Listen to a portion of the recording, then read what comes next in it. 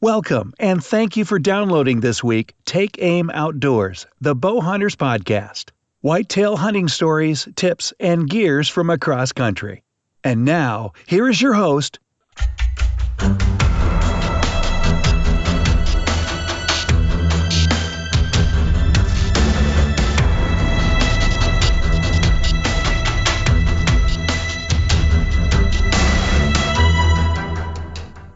All right. Hey, everybody. We're back. Brand new Take Aim Outdoor Podcast. Excited to get another show done and a legit in-season report, and happy to have Tim Clark back on from Reddog Outfitters.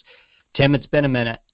Yeah, it's been a while, man. I'm glad to be back on, but it feels like we just ended this thing about a month ago. I know. Here we are again.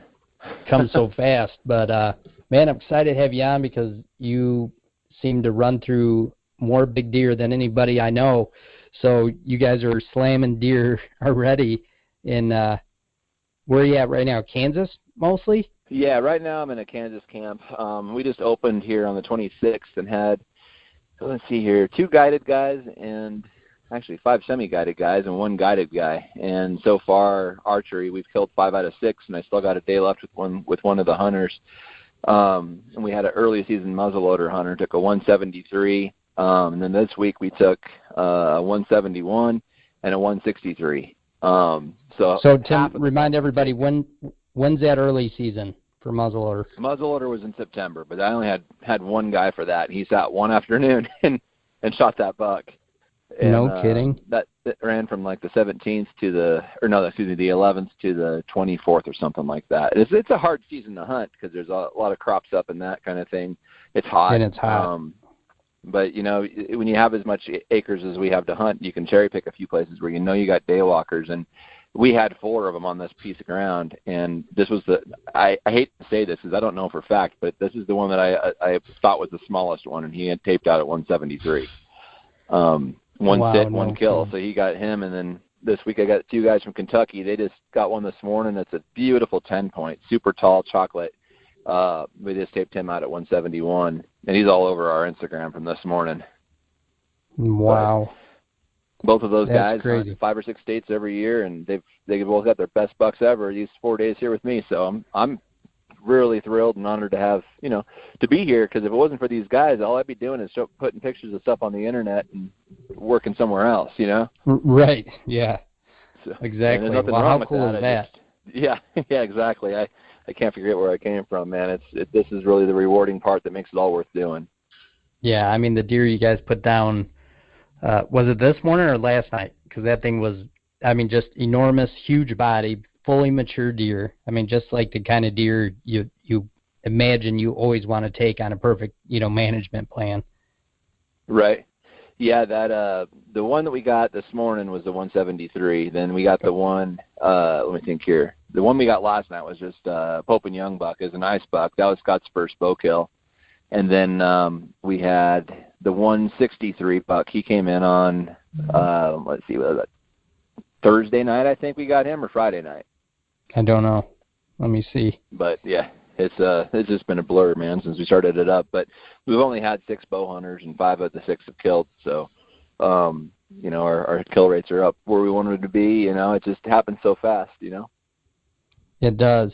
That is crazy. So I know we talked a little bit last year, kind of in depth about your Nebraska property, but give me a little rundown on the Kansas stuff. How are you guys hunting it? I've been to Kansas and I kind of know the picture, but for people that haven't, kind of, Tim, paint that picture for us of how you would hunt there. We're hunting, creek bottoms and river bottoms, usually dry. Some of them have some springs in them, but they're generally small woodlots that, from north to south, they don't look like much, but they run a long way along the river bottom. But we start hunting right around the 26th of October here because the harvest starts right around then. Historically, we never really know when that's going to happen, but when they start harvesting all the corn, that pseudo forest goes away, then the only cover that they have is to go to the creek bottoms where we're at. And there's a fair amount of them, but if you get the right properties, you're going to get, a lot of bucks that you get to know over the years, and you get some bucks that you've just never seen before. But it's all tree stand hunting out of ladders. Shots are, the last 2 shots we've taken, the last 2 booners were, I think, 21 and 12 yards.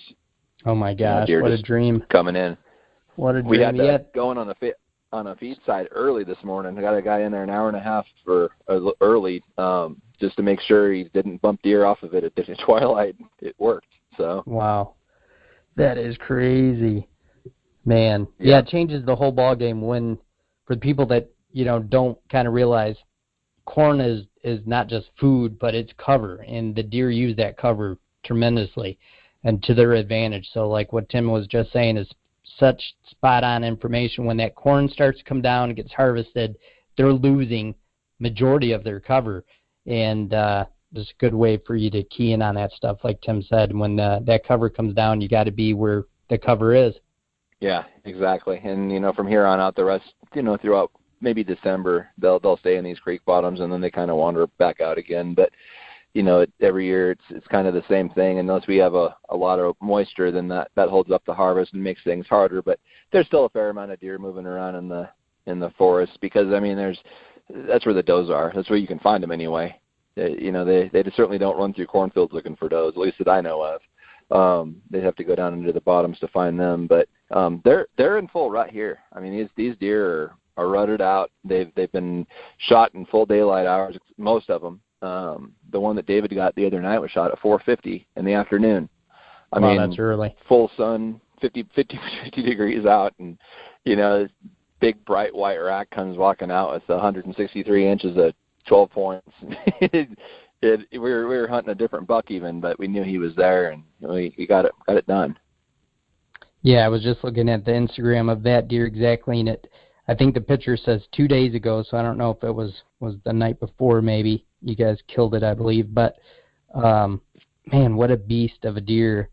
And there's nothing more exciting than, like, not having to wait till the last 2 minutes of daylight in the evening. You know what I mean? If you have a buck coming in early in the daylight hours like that, it just seems to add so much more excitement to the hunt. You get to kind of sit there and enjoy the moment a little bit more in the daylight, so to speak, Yep. Yeah, exactly. Yeah, I love it. So I know you're saying it's full-on rut. So when basically were you seeing a lot of the pre-rut activity? Was it last week in October or a few days before that? When were you seeing majority of your scrapes and rubs and starting to get some of those deer pop up on your cameras? Pretty much the past 10 days. 10 Nebraska, days, okay. It always starts a few days earlier for us because we have more deer up there. We get, more old does that go into heat earlier. So we started that camp on the 21st, and we had a really good luck up there. We took 2 daylight bucks that were rutting full sun again. Fully swollen necks. They stunk. They've been running hard, but they haven't lost their weight yet, so they're incredibly big. Yeah, that's exciting. That's when they look their best before they lose all that marathon weight, from running this rut. Yeah, exactly. But we had one buck come through. It was pretty stupid. I went on Instagram and put up a picture of like a 130 buck and said we're going to kill him tomorrow at 8:22. I was just trying to emphasize that I was joking about killing the deer and trying to call the shot, so I put the time down. But I think I jinxed one of my hunters, and he called me from the tree stand, and he didn't have his release, and he was 40 minutes round trip from where he's sitting to where I thought his release was. It happened to be further away after I learned, which has made it easier to stomach. But I said, just stay there and take pictures and scout, man. If you walk out, you're going to screw up the other guy who's, quite a ways away from him, but his walk out would have bumped his deer.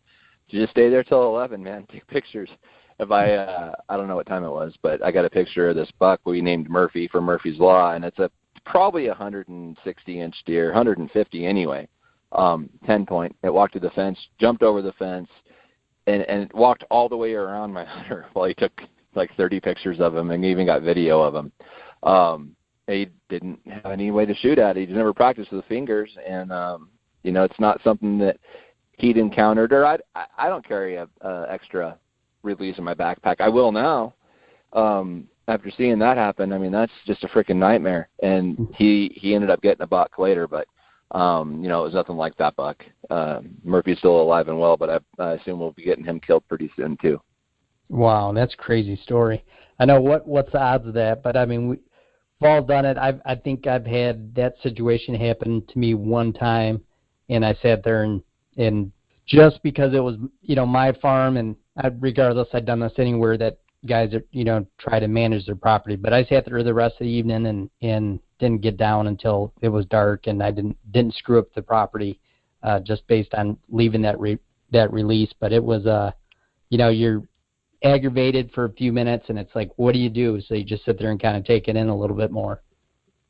Yeah, exactly. It's really all you can do unless you want to walk out and screw up any deer that are in there, and you just can't. So, and he didn't want to. He was cool about it, but he was clearly disappointed, and everybody would be. I was too. I mean, that was a beautiful buck. He might have been one of the best bucks we took off of the Nebraska lease, because we kill a lot of good deer up there, but we don't get the numbers as far as inches over 150 up there very often. It just Nebraska, with the way they manage their herds with rifle season in the rut, and having the interstate right there to clean up any other bucks that you might be trying to manage as they run across the interstate. You got a lot working against you to grow big deer in the country where we're at. Some of the state has some tremendous deer, don't get me wrong, but we just we're in an area where we're blessed with a bunch of good bucks, but we just don't see them over 150 very often there.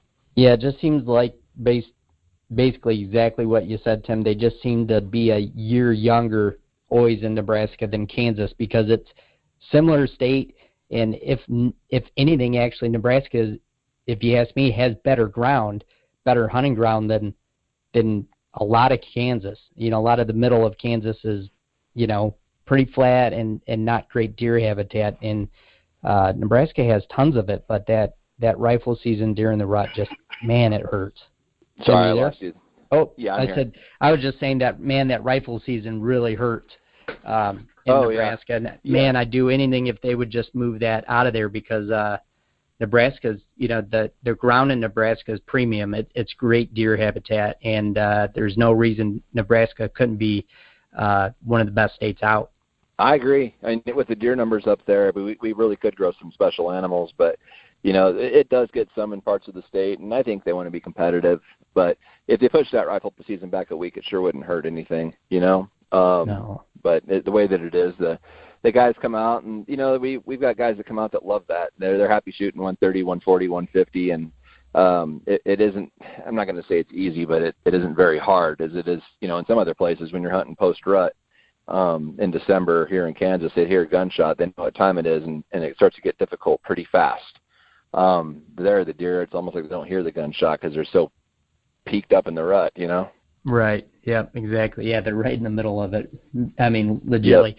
Yep. I know, just because I'm from Michigan, our opening day is November 15th as well, so it is exactly the same thing, and it's like, my God, I can't believe all the monsters that are killed this day just because they're a dog and a doe.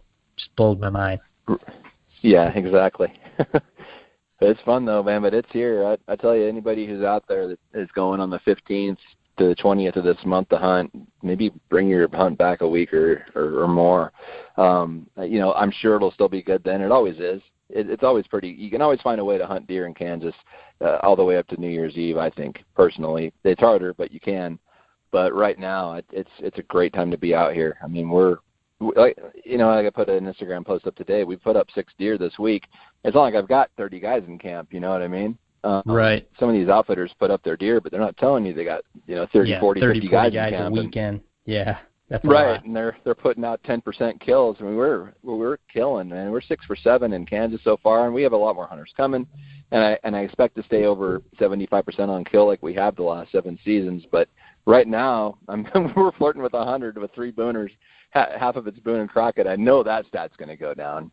We aren't going to be 50-50 booners to whatever else we were shooting. But we've had some bucks that my guys took that were, small deer, but that's always been our MO. We don't care about penalties. We don't care about trophy fees. If these guys want to come in here, if they're happy shooting a whatever size buck, it doesn't. As long as they're happy, I'm happy. 2 of these guys come out here and killed 2 bucks that I would never thought they would. I thought they might have been settling or they were mad. These guys were just excited as could be, man, and they want to come back next year.